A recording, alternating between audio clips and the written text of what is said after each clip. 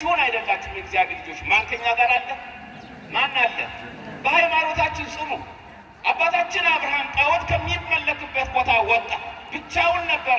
እግዚአብሔር አምላክ ብሎ መሰከረለት። እግዚአብሔር እሱ አንድ ብቻውን በሆነ ጊዜ ጠራሁት አለ። የአባቶቻችን አምላክ እግዚአብሔር ሁላችንን ይጥራ። እሱ በመካከላችን ከሌለ ማን ነው ከኛ ጋር ያለ? ማን ነው ከኛ ጋር የሚኖረው? እግዚአብሔር ልጆች ባልና ሚስት ማን ነው ከኛ ጋር የሚኖረው? ምናልባት ሚስት ባልሽ ቢታመም እኮ ልታማር ትችላለች። ከባድ ነው። እግዚአብሔር አያድርስብን። ባል ቢታመም ሚስት ብትታመም ከባድ ነው። መሰለቻቸት አለ፣ መጠላት አለ፣ መገፋፋት አለ። የሚበላው የሚጠጣውን ከጠፋ እኮ ባልና ሚስት ሊፋቱ ይችላሉ። እባካችሁ እግዚአብሔር በመካከል አስገቡት። አንድ ብቻውን በሆነ ጊዜ ጠራሁት አለ። እኛም በሃይማኖታችን አንድ ስንሆን፣ በሃይማኖታችን ጸንተን ስንኖር አምላካችን እግዚአብሔር ከኛ ጋር ነው። ትናንትና የወደድናቸው ሰዎች፣ ትናንትና የወዱን የነበሩ ሰዎች፣ ትናንትና ያከብሩን የነበሩ ሰዎች ያ ንብረታችን በጠፋ ጊዜ ወይ ደግሞ ያ እግዚአብሔር የሰጠን ጤና በጠፋ ጊዜ አይተው እንዳላዩ መንገድ ሰብረው እንደምን ታውቃላችሁ? እግዚአብሔር ግን እንዲህ አይደለም። አብርሃም ብቸኛ በሆነ ጊዜ፣ አንድ ብቻውን በሆነ ጊዜ ጠራውታል። ስለዚህ በሃይማኖት ጸንተህ ስትኖር እግዚአብሔር ይጠራል። እግዚአብሔር ከሚነደው እሳት ሊያወጣህ ይጠራል።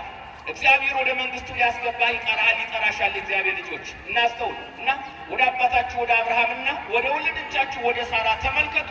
እሱ ብቻውን በሆነ ጊዜ ጠራሁት ካለ በኋላ አከበርኩት፣ ባረኩት። ሁላችንን ያክብረን። አብ ወልድ መንፈስ ቅዱስ አንድ አምላክ እግዚአብሔር አብርሃምን አከበርኩት፣ ባረኩት፣ አበዛሁት። መድኃኔዓለም ክርስቶስ ሁላችንን ያብዛ። እንዲያው የጓዳው ጎድጓዳው የጎደለውን ሁሉ የሚያበዛ አምላክ እኮ ነው። እናንተ እድሜን የሚያበዛ አምላክ፣ ይህን የበረከቱን የሚያበዛ አምላክ፣ ሁሉን ነገር መስጠት የሚችል አብርሃም ሀገሩን፣ አባቱን፣ እናቱን፣ ዘመዶቹን በአጠቃላይ ጥሎ ወጣ። ማንን ፍለጋ? ማንን ፍለጋ ነው የወጣ? እናንተ ከጠዋቱ ጀምራችሁ እስካሁን ድረስ እዚህ ላይ የቆማችሁ ማንን ፈልጋችሁ ነው? እንደ ሃይማኖታችሁ ይደረግላችሁ። አያችሁ፣ አብርሃምን ተመልከቱታል። የአባቶቻችን የአምላክ እግዚአብሔር ሳራን ተመልከቷል። እንግዲህ በዚህ አይናችን አይደለም የምንመለከታቸው። በዚህ አይናችን እንዳንመለከታቸው አባታችን አብርሃም በስጋ ሞቶ ስጋ ወደ መቃብር ወርዶ ፈርሷል፣ በስሷል። እናታችንም እንደ ስጋ ስንመለከታት ሞታለች፣ ፈርሳለች፣ በተሳለች፣ ወደ መቃብር ወርዳለች አይደል? ይላል ታላቁ ልጅ ሲናገር ወብነ ክልኤቲ አዕይንት ውሳጣውያት እየንተ አዕይንት ስጋውያት አሐቲ አይነ ነፍስ ወአሐቲ ኃይለ ሕሊና።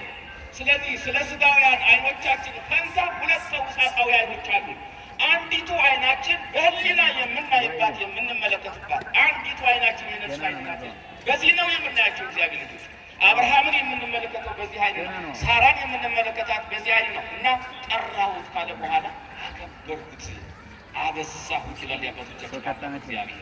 ስለዚህ እናንተ ደግሞ ዛሬ የአብርሃምንና የሳራን አምላክ አምናችሁ መጣችኋልና የአባቶቻችን አምላክ እግዚአብሔር ይባርካችኋል። በእምነት ስለመጣችሁ አታክል ታላቅ አባታችን